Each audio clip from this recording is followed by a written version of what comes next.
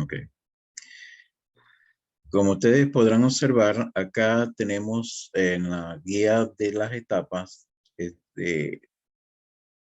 una explicación de todos los temas, del programa que corresponde a escatología. Así que ustedes tienen allí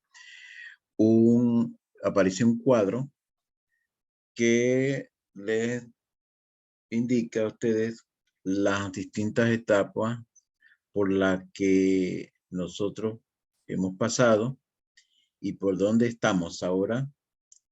Como ven ustedes allí, un semicírculo, la gracia, estamos en el periodo de la gracia, y entonces faltaría el arrebatamiento de la iglesia, que va con la boda del Cordero, va primero con el tribunal de Cristo y luego con la boda del Cordero.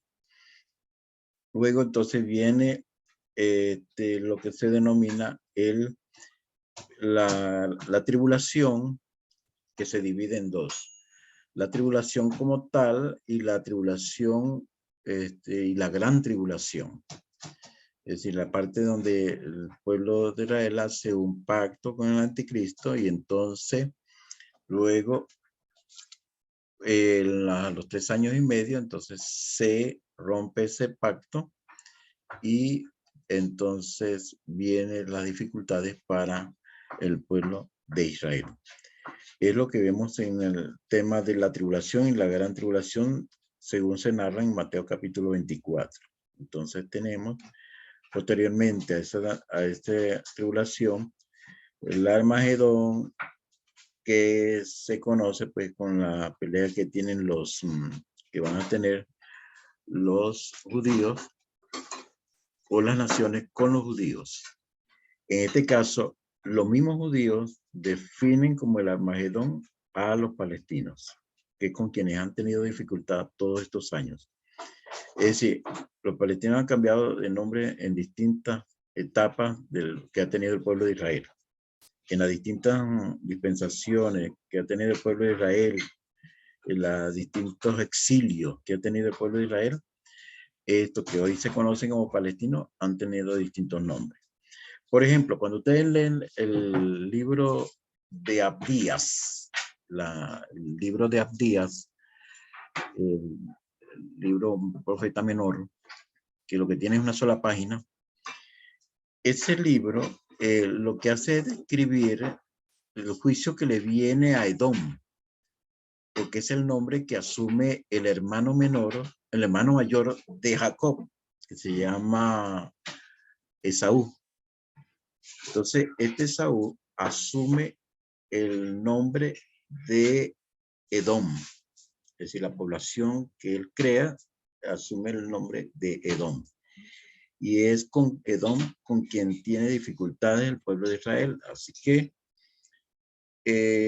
Abdías se encarga de explicar el juicio que le espera al pueblo de Israel por comportarse mal. Es decir, no, el juicio que le espera al pueblo de Israel no, sino el juicio que le espera más bien a Edom por portarse mal contra el pueblo de Israel. Entonces, ese es el famoso Armagedón, que tiene que ver con la guerra que se levanta de las naciones contra Israel. Y en este caso, auspiciada y animada por los palestinos. Esto es lo que ellos mismos dicen. De un autor, creo que de los judíos, que es creyente, se llama Baruch. Él afirma pues que son los palestinos quienes harían la guerra del Armagedón contra ellos, contra el pueblo judío. Bien, dicho esto, creo que tenemos allí entonces la parte del Armagedón, viene entonces el reino milenial, que es lo que se define en la Biblia como el día del Señor, que es el establecimiento del reino y que consiste prácticamente, de acuerdo con Daniel 2:44, ese establecimiento del reino se lo ve como Dios entregando totalmente la tierra, otra vez entregándole la tierra al pueblo de Israel. Y ellos entonces vuelven a su tierra, llegan a tener su tierra totalmente.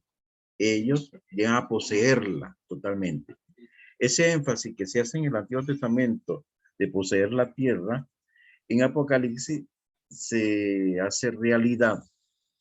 Según Apocalipsis, entonces se hace realidad el hecho de que ellos posean la tierra y haya un reino de Cristo mismo allí establecido como el día del Señor para dirigir las naciones. Entonces, eso es lo que tenemos acá como el reino milenial. Y luego entonces vienen otros aspectos ya como el juicio final, que es lo que contiene la guía esta de las etapas, lo del reino, el juicio, el fuego, el lago de fuego, según el capítulo 20, versículo 15, y el castigo eterno, que le espera a quienes han rechazado rotundamente a Jesús. Entonces, una de las cosas que sí se observa en Apocalipsis es que no hay arrepentimiento. No importa lo que haya, lo que ocurra, las pandemias que ocurran en Apocalipsis, nadie se arrepiente. Ese es un característico en Apocalipsis. Igualmente pasa en Juan, capítulo 6, versículo 66, cuando dice que Jesús tuvo muchos discípulos y muchos de ellos volvieron atrás. Es decir, se desanimaron y no le siguieron. Entonces, esa regresión a su vida anterior es lo que se observa, que aunque él hizo milagros y señales según el Evangelio de Juan, nadie aún con esas señales se arrepintió, creyó en él, permaneció fiel a él. Entonces, hay que entender que los eventos que producen dolor, como por ejemplo lo que hemos visto, aparte de esta pandemia, han habido 10 pandemias antes, es decir, 10 epidemias antes, como todas las tipos de plagas y todas las cosas que han ocurrido 10 y toda la mortandad que ha dejado eso, cada una de ellas. Entonces no se sigue eso como una norma o como criterio para atraer gente a que venga a la fe del evangelio. Nadie se arrepiente por eso. Esta pandemia no ha dejado a ninguna iglesia llena, por el contrario. Hay como más bien el 38% de algunos ministros que están pensando más bien no continuar el ministerio porque la pandemia los dejó en una situación difícil, tanto a ellos como a su familia. Y entonces están pensando más bien alejarse del ministerio. Entonces, hay que reconocer que en vez de esta pandemia traer gente, que la gente lo ha tomado, algunos lo han tomado como, los escatólogos lo han tomado como que es una manera de que el Señor viene pronto y que está a la puerta. No ha sido cierto porque nadie, producto de la pandemia, ha aceptado a Cristo ni ha venido a Cristo por ese hecho. Todo lo contrario. La gente está más bien inerte, sin hacer nada. Entonces, hay que reconocer que los eventos que producen dolor no atraen a nadie. En Apocalipsis nadie se arrepiente. Usted lo ve en el capítulo 16 de Apocalipsis, observa que dice que nadie se arrepintió de las cosas que dicen. Aún en el capítulo 10 tampoco. Nadie se arrepiente. Es decir, no hay arrepentimiento en Apocalipsis, aún por los eventos que producen dolor. Nadie como que siente temor ni nada por el estilo. Es más, la muerte es quitada en Apocalipsis, la muerte se ausenta y todo el mundo tiene como una actitud suicida. Quieren entonces suicidarse y le piden a las peñas y todo que caigan sobre ellos. Pero no existe, aún la muerte es quitada en ese sentido porque aparecen pasajes donde dice que aunque ellos deseaban morir, no pudieron porque deseaban que las peñas y todo cayeran sobre ellos, porque una manera de escapar, una manera de salir de cualquier situación por la que estuvieran pasando, ellos más bien preferían enfrentarlo preferían la muerte que enfrentar el problema. Entonces en Apocalipsis también desaparece la muerte. Ajá, y entonces aunque es deseada por la gente allí, no se le da. Y otra cosa que desaparece en Apocalipsis es el mar. El mar, recuerden que es considerado como enemigo. El mar es visto como lo que se identifica con los poderes del mal. Entonces, en Apocalipsis, el mar desaparece. Entonces, tenemos acá que en la primera etapa, tenemos acá en la guía, la primera etapa de la venida de Cristo por sus santos, que es lo que leemos en Mateo 24, 6 al 8. Y empezamos por aclarar que para la iglesia no hay señales, para las naciones no hay señales, no hay manera de que las naciones estén esperando alguna señal o algo que le indique que Cristo va a venir.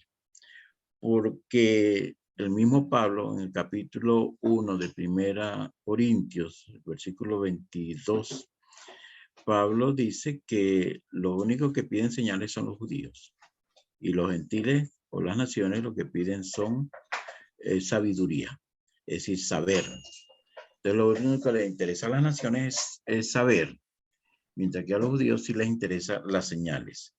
Y Cristo nunca le dio señales a los judíos porque le dio la única señal que le será dada al pueblo judío es la señal de Jonás, porque mantiene el secreto pues de Cristo guardado, cuidado en la tumba hasta la resurrección, que es el símbolo que da Jonás con la parábola esta de un Jonás que es tomado por un pez que Dios preparó, como dice el pasaje, lo vomitó a la orilla del mar y entonces él a los 3 días sale allí, sale de ese lugar del pez que fue donde fue guardado su cuerpo, su vida. Asimismo Jesús era símbolo de la resurrección. Por eso, solamente los que creían en la señal de Jonás, en el caso de Cristo y su resurrección, esos son los verdaderos discípulos de Jesús. Entonces, cuando el Nuevo Testamento habla del fin en relación a la iglesia, pues no le da muestras ni señales a la iglesia para que ella se prepare, porque esa no es la idea. La única señal que nos da Mateo a nosotros es que el evangelio sea predicado a todas las naciones. Y entonces una vez que haya sido predicado el evangelio a todas las naciones, entonces vendría el fin. No sé si cuántos recibieron esta guía. Ya me imagino que sí la han recibido. Todos tienen esta guía que les envié. Quiero oírlos a ustedes participar. ¿Qué me dicen? ¿Cómo vamos hasta ahora?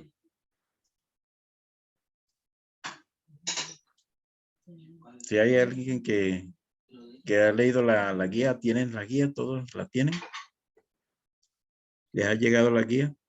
Sí, pastor, todo, por lo menos en mi caso, pues está la guía en plataforma y sí la hemos bajado y estamos en ese proceso. La bajaron. Bien. Entonces, ahí están los detalles, las especificaciones de cada tema. Por eso cuando yo les pedí a ustedes que hicieran por lo menos un bosquejo, una reflexión sobre cada punto que le di en la hoja de presentación, yo les envié a ustedes una hoja de presentación donde especifica por semana qué temas deben ustedes entregar a manera de bosquejo, a manera de sermón o a manera de lección. Entonces podían tomar esta referencia porque tiene demasiado detalle esta guía y tomar los detalles allí y hacer de eso una lección, un sermón o una reflexión. Esa era la idea. Hablando acá del arrebatamiento de la iglesia, sabemos entonces que Cristo viene por sus santos, los arrebata. Entonces luego vemos acá que resucita primero a los que han muerto en Cristo, luego transforma los cuerpos de los creyentes que estén vivos y los lleva en las nubes para el tribunal de Cristo y luego se celebran la boda del Cordero. Entonces el arrebatamiento consiste en ser levantado en las nubes, los resucitados y los transformados.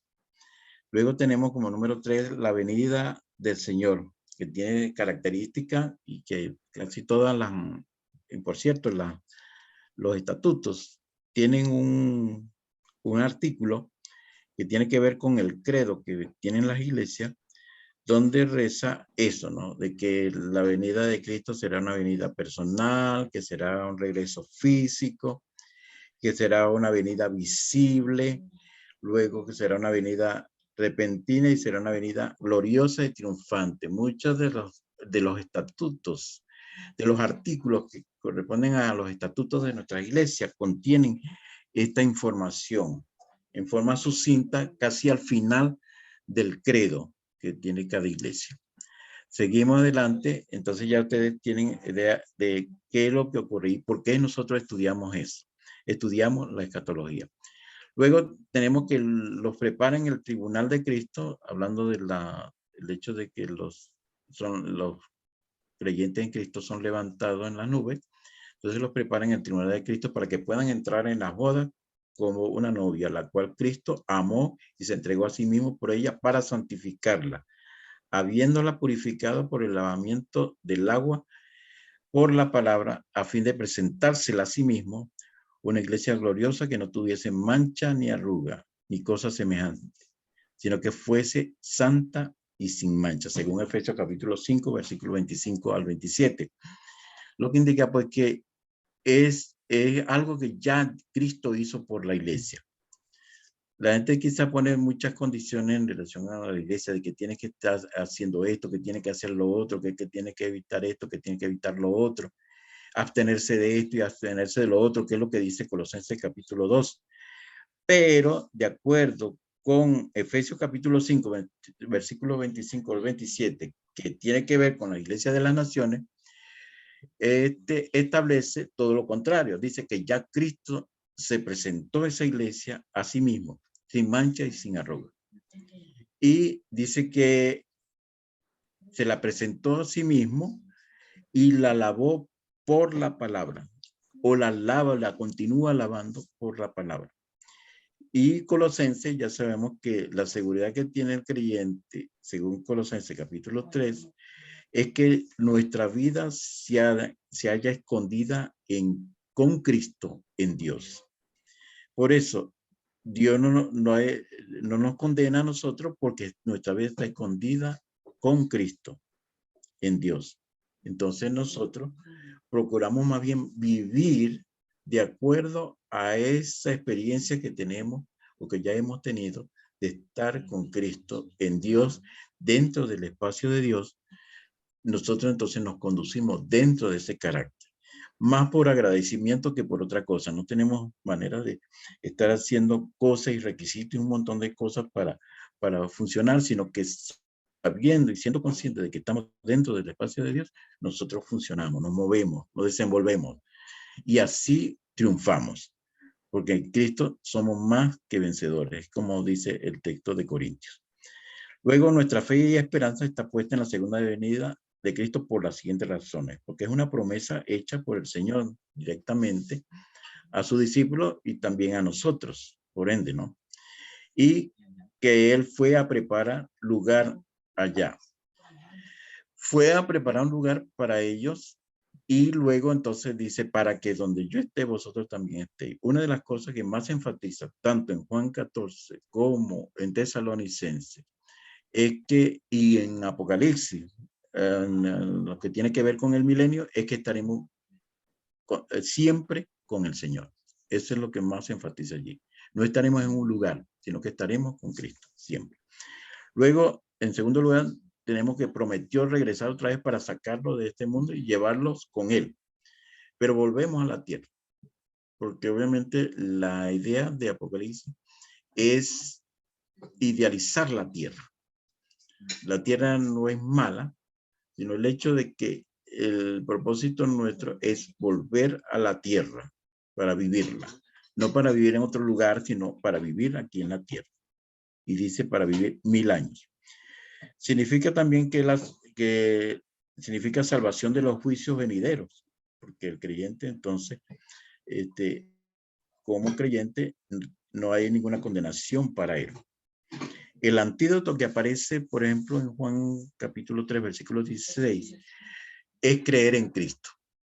Y por eso Juan dice que así como Moisés levantó la serpiente en el desierto, así es necesario que el Hijo del Hombre sea levantado.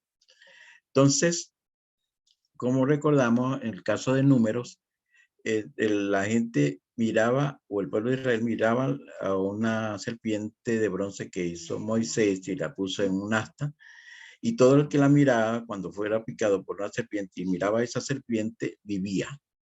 Es decir, que el antídoto era mirar la serpiente de bronce. En Juan 3, el antídoto para no ser condenado es creer en Cristo. Es lo que nos plantea Juan capítulo 3, versículo 16, para que todo aquel que en él cree no se pierda, mas tenga vida eterna. Igualmente se va a decir en Juan 5, 24, y en Romanos 8, 1, entonces va a establecer el hecho de que no hay ninguna condenación para los que están en Cristo. Es decir, que cualquier cosa que cualquier creyente haga no lo va a llevar al infierno. Simplemente que tiene que decidir ahora vivir no según la carne, sino vivir en la carne, ciertamente, como dice Corintios capítulo 7, pero vivir según el criterio de Dios, dentro del Espíritu de Cristo. Luego tenemos en el punto 4 que significa la glorificación del cuerpo del creyente. La segunda venida de Cristo es sencillamente la glorificación del cuerpo del creyente, es decir, el levantamiento del cuerpo del creyente, tanto de los muertos a través de la resurrección como de los vivos a través de la transformación. Por cierto, la palabra transformación solamente existe en relación con los cuerpos que van a ser levantados de los que estén vivos. Solamente se aplica el término transformación ahí. Con relación a lo demás, la glorificación del cuerpo tiene que ver con el levantamiento. Cristo mismo dijo en Juan que su cuerpo sería glorificado, y glorificado en la cruz, porque iba a ser levantado en la cruz. Ese mismo caso, ese mismo ejemplo, es lo que ilustra el hecho de que nuestro cuerpo van a ser levantado, cuerpo glorificado para la gloria de Dios. Entonces los muertos a través de la resurrección y los vivos a través de la transformación. Número 5 es que el motivo porque nuestra ciudadanía está en los cielos, es otro motivo. Nuestra ciudadanía está en los cielos, de donde también esperamos al Salvador, al Señor Jesucristo, el cual transformará el cuerpo de la humillación nuestra para que sea semejante al cuerpo de la gloria suya, por el poder por el cual se puede también sujetar a sí mismo todas las cosas, según Filipenses 3, 20 y 21.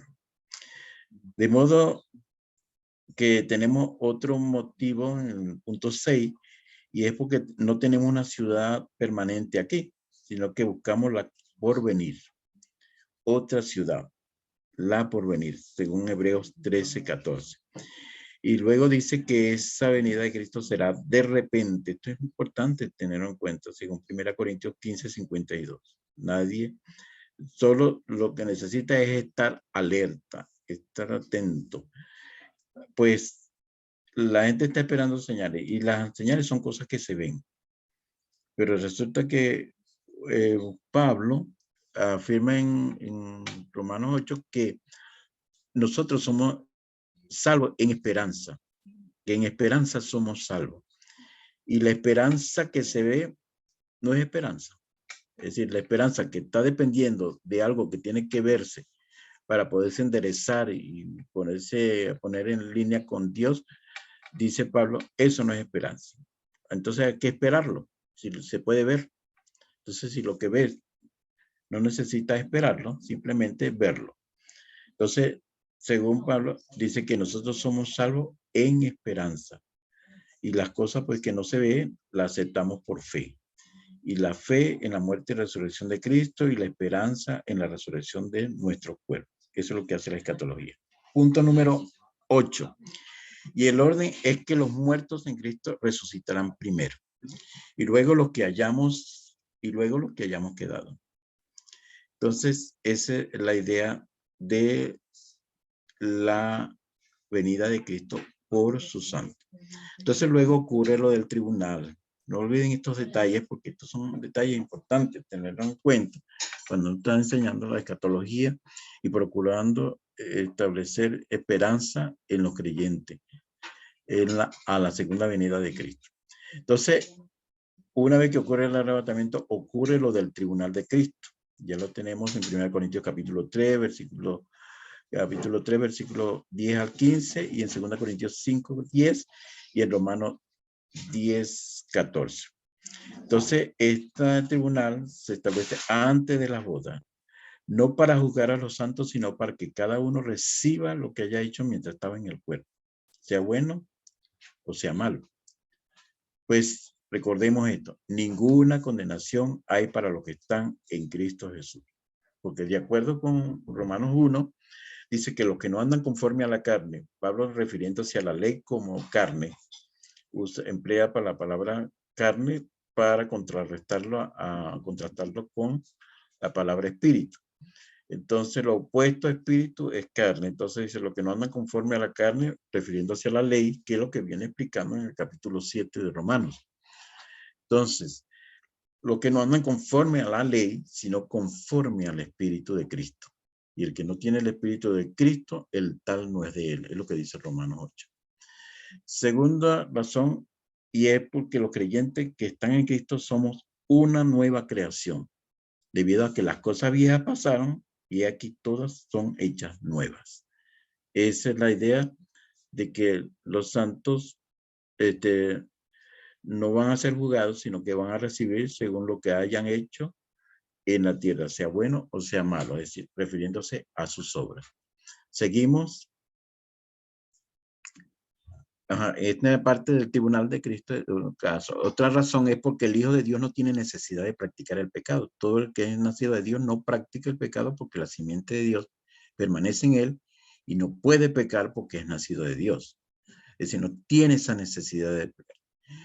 En caso de que hubiese pecado, dice el mismo Juan, capítulo 2, primera de Juan, capítulo 2, abogados tenemos para con el Padre, a Jesucristo. Ese es nuestro abogado.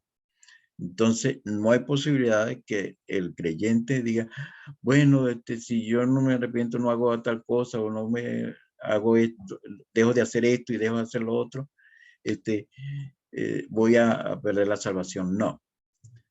Todo aquel que es nacido de Dios no practica el pecado, sencillamente no tiene necesidad de hacerlo. Y como tal, en caso tal de que hubiese, dice allí el capítulo 1 de Primera de Juan, dice, entonces confesamos nuestro pecado a Dios, el cual es fiel para perdonar nuestro pecado y limpiarnos de toda maldad. Eso es lo que dice Primera de Juan. Entonces nosotros estamos seguros en Cristo. Toda persona que está en Cristo es una nueva creación en él. Y lo otro es que Cristo llevó todo nuestro pecado en la cruz, excepto el de no creer en él. Es lo de lo que va a convencer el Espíritu Santo al ser humano, de pecado por cuanto no creen en mí. Entonces, convencerá al mundo de pecado por cuanto no cree en él. Es el único pecado que Cristo no llevó en la cruz. Si cree en él, entonces vas a tener vida eterna, dice el Juan. Y entonces la persona tiene que estar clara en esto, que si creen en él, pues ellos van a ir al cielo. Si no creen en él, entonces no esperen estar con Cristo. Ese es el punto. Luego, en la letra E, si algún creyente comete pecado, según Juan 1:9, ninguna condenación hay para los que están en Cristo. Sin embargo, necesita confesarlo a Cristo, quien con su sangre lo limpiará de todo pecado, es lo que dice Juan 1:7. Y también es fiel y justo para perdonar sus pecados y limpiarlo de toda maldad. Esas son las garantías que nosotros tenemos al incluir esperanza en los creyentes. Pero el creyente debe estar consciente que su pecado no es tanto en que haga cosas malas, sino que deje de hacer lo bueno, porque hay muchas cosas buenas por hacer. Pero si el creyente deja de practicar lo bueno, las cosas que le corresponde hacer, obviamente va a tener dificultades muy serias porque no va a demostrar ni siquiera cómo hacer sus obras acá, y cuando tenga que presentarse al tribunal de Cristo va a tener un problema porque dice, bueno, ¿qué hice yo? No hice nada, porque no aprovechó su experiencia de estar en Cristo para hacer lo bueno. Entonces, el pecado del creyente no es tanto el que haga cosas malas, sino el que deje de hacer lo bueno. Entonces se comparece ante el tribunal de Cristo para recibir según lo que haya hecho mientras estuvo en el cuerpo, sea bueno o sea malo. Las recompensas.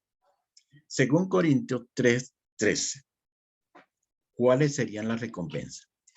Para algo que Pablo llama cuerpo, que es la razón por la que estamos nosotros acá. Pablo dice que no puede tratarlos a ellos como espirituales, a ninguno. Es decir, que ningún creyente es espiritual, ni maneja la noción de que es espiritual, sino que tuvo que tratarlo como gente que pertenece todavía al mundo de la creación de Adán. Es decir, tiene que tratarlo como carnales, no como espirituales, sino como carnales, como gente que todavía pertenece a la creación de Adán. Entonces, en ese sentido, lo trata. Entonces, por eso le habla ahora en el versículo 12, eso es en el capítulo 3, versículo 1. Pero entonces ya en el versículo 12, 13, ya le habla de la necesidad de que ellos, estando en ese cuerpo, más bien logren comprender que necesitan poner su cuerpo al servicio de Dios, a la obra de Dios, a la disposición de Dios. Cada creyente entonces recibirá recompensa según sea su obra. La obra del creyente es la que es juzgada, no el creyente. Entiéndase eso. Las cosas juzgadas es las obras, más no el creyente.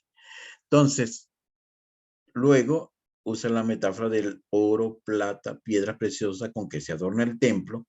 Asimismo, el creyente, que es templo del Espíritu Santo, debe adornar con buenas obras su vida, con buenas obras.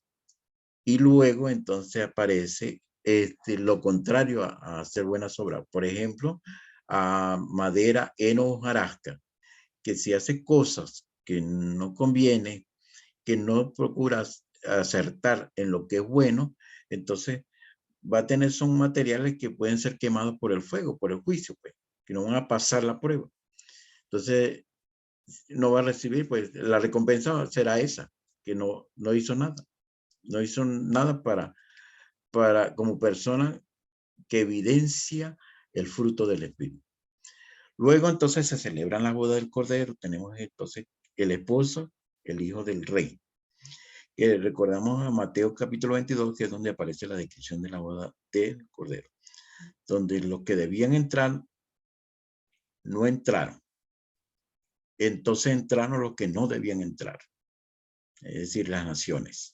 Según Mateo 22, se observa eso. La novia es la iglesia, que en Cristo amó y se entregó a sí mismo por ella para santificarla, habiéndola purificado en el lavamiento del agua por la palabra, a fin de presentársela a sí mismo una iglesia gloriosa, que no tuviese mancha ni arruga ni cosa semejante, sino que fuese santa y sin mancha. Luego eso lo vemos en Efesios capítulo 5. Una iglesia a quien Pablo ha celado con celo de Dios y que ha desposado con un solo esposo para presentar a sus miembros como una virgen para Cristo, según 2 Corintios capítulo 11, versículo 2. Así que se celebrará en el cielo después de cada uno. Se celebrará después de que cada uno haya recibido, según lo que haya hecho mientras estaba en el cuerpo, se celebrará la boda del Cordero. Entonces se celebrará después de esa experiencia de la boda del Cordero. Entonces se celebrará antes del milenio. Esas bodas se les celebrarán antes del milenio. La boda entonces será durante los 7 años de tribulación. Son bienaventurados los que son llamados a la boda del Cordero, según Apocalipsis 19, 9 al 10. Hay un detalle importante, dice que muchos son los llamados y pocos los escogidos. En Apocalipsis se habla de los llamados. Por eso la figura de la iglesia de los llamados, allí en Apocalipsis capítulo 2 y 3. El punto que también se da en los evangelios es que muchos son llamados y pocos los escogidos. El argumento que establece Jesús allí es: falta que los escogidos sean también llamados. Porque según Pedro también en su carta, habla que los escogidos pueden ser engañados.